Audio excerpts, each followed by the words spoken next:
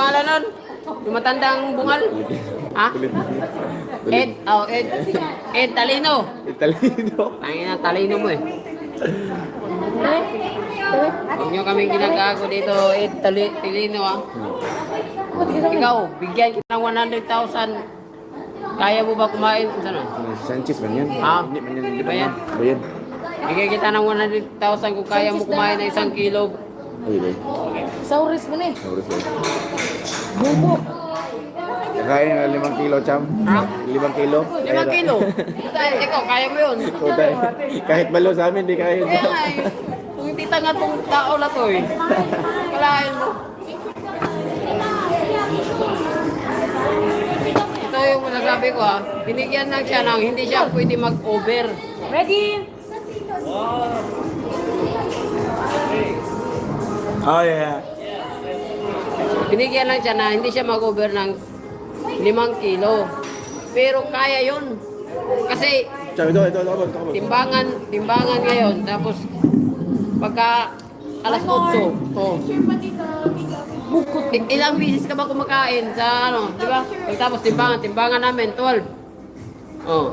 Hindi, ang ayoko kasi yung grupo tayo, tapos sasabihin niya na, ang ayaw na ayoko, wala naman akong pakialam kung ano sabihin niya sa'yo eh.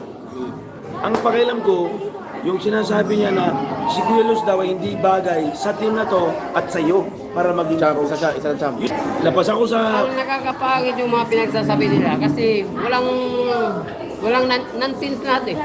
Hindi hindi mga totoong mga pinagsasabi. Hindi tugma. Ako sa kanya para may views siya. Kainin niya sinuka niya. Oo. Yung mga tao mga ganyan. Walang mga ano. Grabe to. Oo, ikaw ano sat-sat at saka talino. Talino.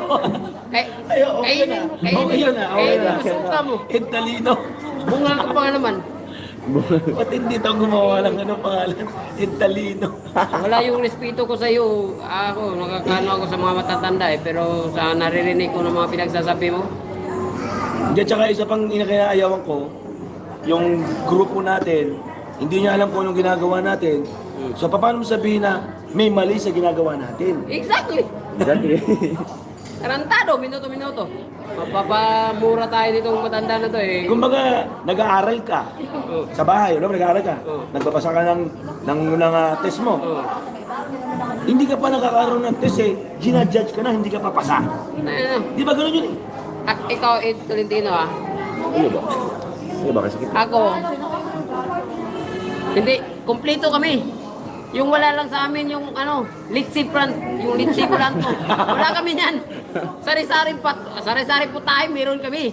Pero yung litsi plant mo, wala kami niyan. Utang na mo. Kainin mo yung litsi plant mo. Yun, foul talaga yun eh. Foul yung word na leche plan. Yung litsi plant mo, wala kami niyan. Sabihin natin Pero na, lahat ng putahe meron kami. Yung litsi plant mo lang, wala kami niyan. ang ibig sabihin siguro, champ, as an attorney, tingin ko you are educated person and you should use the right word. Exactly. Tama. Kung magsasalita ka para ano ng mga tao, Respetuhin ka. pakinggan ka, marespeto ka, yung mga totoong nakikita mo sa tao. Yung wag mong sa kaingitan mo lang. Alam mo ba yung kaingitan ng tao nakakabubo yan? Hindi, ang tanong ko muna sa'yo, ano bang galit niya sa'yo? Muna. Inggit. Yun lang? O nagpapansin para maano sa social media. O ngayon, pinapansin kita. Ha? Talino ka?